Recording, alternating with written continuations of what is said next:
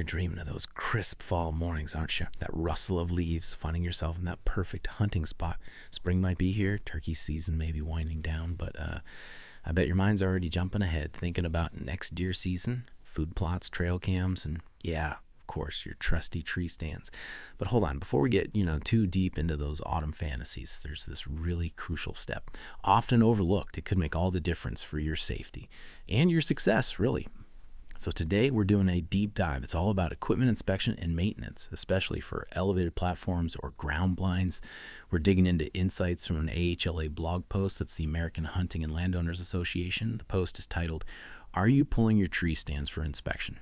Our mission here is to give you that practical, actionable knowledge, turn what feels like a chore maybe into a critical safety habit. Make sure you're as prepared as possible heading out. Get ready for some surprising facts, I think, and some clear guidance. Keep you safe, keep your gear reliable.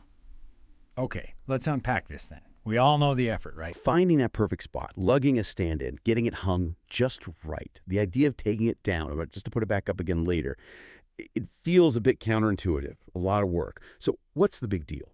Why take the time to pull these stands? Maybe they've produced year after year. Plenty hunters leave them up, sometimes for seasons, no issues. Isn't that just luck? Or are there real kind of hidden dangers we're missing? That's a great point. And, the reluctance. It's completely understandable. It is a lot of effort. We've all got those favorite spots, right? Yeah. Productive places we just don't want to mess with. But here's the thing that's, unsettling and often underestimated. The data tells a pretty stark story. A significant 21% of tree stand accidents, they're related to some form of structural failure. Wow, 21%. Yeah, that's not just like a minor thing. That's 1 in 5 accidents coming from your equipment failing when you absolutely need it most. It's a sobering reminder, our gear isn't invincible. 21%. That is sobering.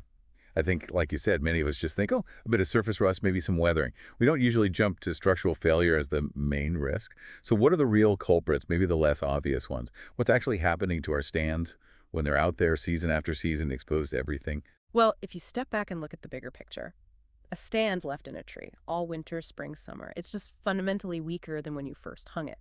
The elements are relentless, and their effect adds up, kind of sneakily. Think about water. Whether it's frozen solid in an ice storm or just constant rain, it works with oxygen. It corrodes, eats away at the metal structure, relentlessly. The AHLA blog post specifically mentions how just one bad ice storm can seriously weaken critical cables. Just one storm. Yeah, and it's not just minor damage. They describe it vividly. It can create an actual trapdoor scenario. Oh, man. Imagine stepping onto your stand and that key connection point weakened by a winter of freezing and thawing.